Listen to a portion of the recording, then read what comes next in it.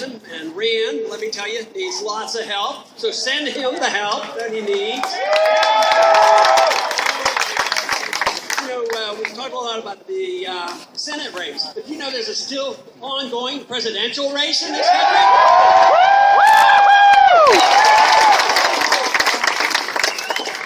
Matter of fact, we're still counting the votes. Matter of fact, we're just starting to count the delegates.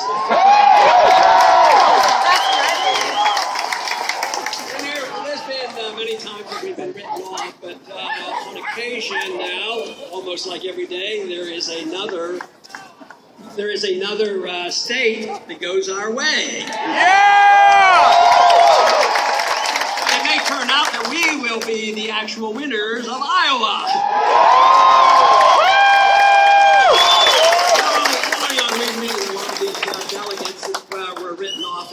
But we're winning a lot of other things too, putting people in the right place, becoming chairman of the Republican Party in the various states. So the revolution is working. We have infiltrated the Republican Party, and we will convert the Republican Party to the defenders of liberty.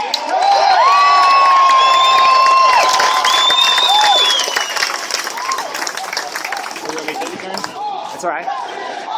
President Paul! President Paul! President Paul! President Paul! President Paul! President Paul! President Paul! We all know who's supposed to write the laws in Washington. It's supposed to be the Congress, but we know the courts overstep their grounds and their views, and they write laws. But what about the overstepping of their rights in the executive branch? Through the issuing of executive orders. It is the executive order that has given, supposedly, authority to the president to assassinate American citizens. Not too long ago, he used an executive order to renew the Defense Production Act, which was written in the 1950s, which is the emergency powers for a president in a time of war to take over everything. And total socialize the country. But he renewed it with an executive order, but he changed it just a little bit. This executive power that has supposedly been given to the president to declare this emergency in time of war, he changed it and said in times of peace as well.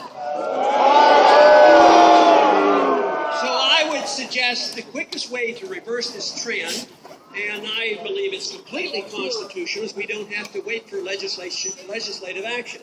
We need a constitutional president who will use the executive order in a proper manner to repeal all the executive orders that were misplaced.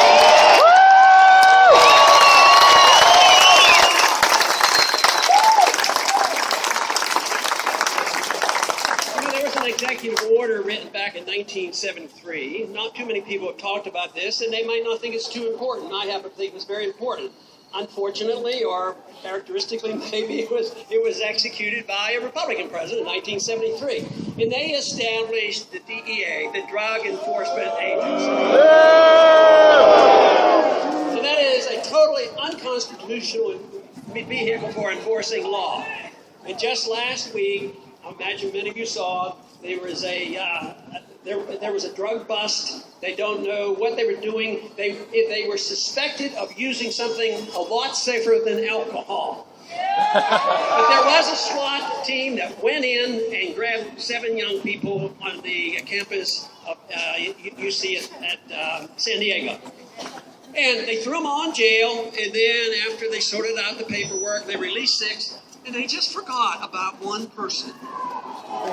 And allowed this person to be in prison 5 days, no water, no food, and he was in critical condition, and he was in intensive care for 3 days, and he's going to survive. But then the question is, who's liable for that? Because there's a lawsuit filed, and I think a lawsuit is proper. And there should be a compensation. But I've always had a little trouble with those type of compensations being thrown back on the people. So why shouldn't it be, when people are acting outside the law, outside the Constitution, those individuals who committed those acts that were illegal, why shouldn't they be personally liable for the corruption?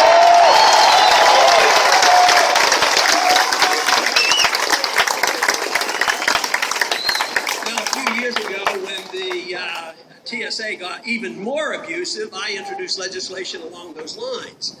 Of course, the best way to have taken care of the TSA was to vote against the establishment of the TSA to begin with. They voted against the Patriot Act, which gave them so much authority. But my suggestion in this legislation was that a TSA agent can do nothing that you can't do. So if you can't grope a stranger and you go to prison, if anybody at the airport gropes a stranger and he pretends he's allowed to because he belongs to the government, he should be personally liable and suffer the consequences.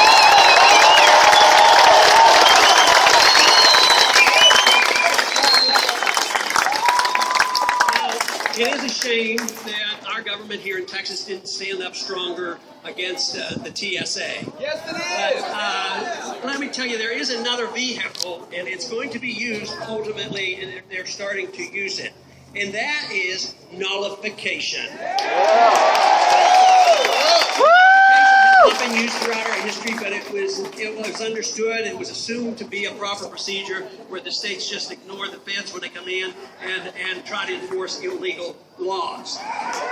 But there are two states now, I believe it's Virginia and Arizona, they have passed, in a way, a nullification law about not supporting the military when they come in under the National Defense Authorization Act and arrest an American citizen, that they will not participate in those arrests.